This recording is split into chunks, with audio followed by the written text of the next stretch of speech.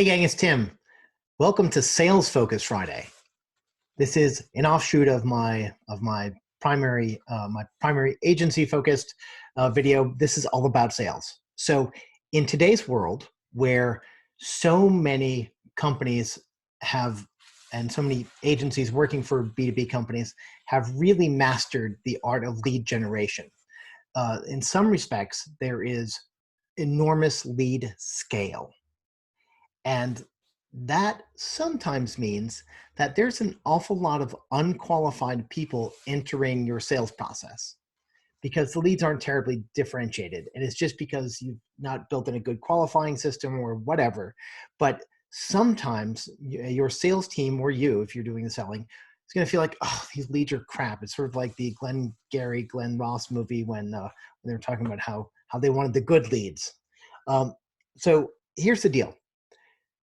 Sometimes that happens, because we are all subject to the algorithmic, choices of Facebook and LinkedIn and Google. Sometimes we do end up generating leads that are not qualified. And if you feel like that's slowing you down, go talk to whoever's generating leads and talk about lead quality, and you can have a good conversation about how to fix it. But I want to tell you something you can do if you are a solo seller or you're in charge of business development.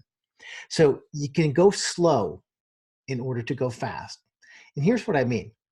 Rather than just waiting for the leads to come in and then being reactive to people who've already expressed interest, right? You can go out and cherry pick the right people. So this is prospecting 101. So cold email prospecting, rifle shot style. So if you've ever checked out my cold email guide, we talk about a couple of different kinds of cold email. My favorite, frankly, is the rifle shot.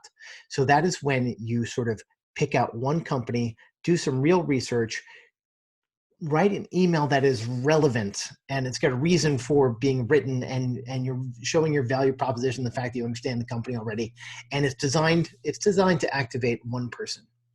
Now, I know that if you are suffering from non-responsive leads or leads that are not qualified, you can take it upon yourself and figure out who's your ideal customer.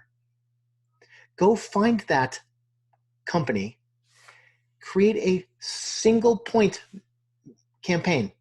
You're sending an email to one person, so fill it with value, fill it with insight. And yeah, is it manual? Absolutely. Is it slower than pumping out 10,000 emails in a day? Yes. Is it better?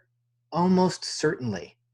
Because you have control of the narrative and control of the audience. Now, there's stuff that you don't know about your audience of one, and that's okay. You don't know if they already have a solution for what you're offering. That's fine. But what you are doing is, in that exercise of actually reaching out to that one point of contact, is honestly is creating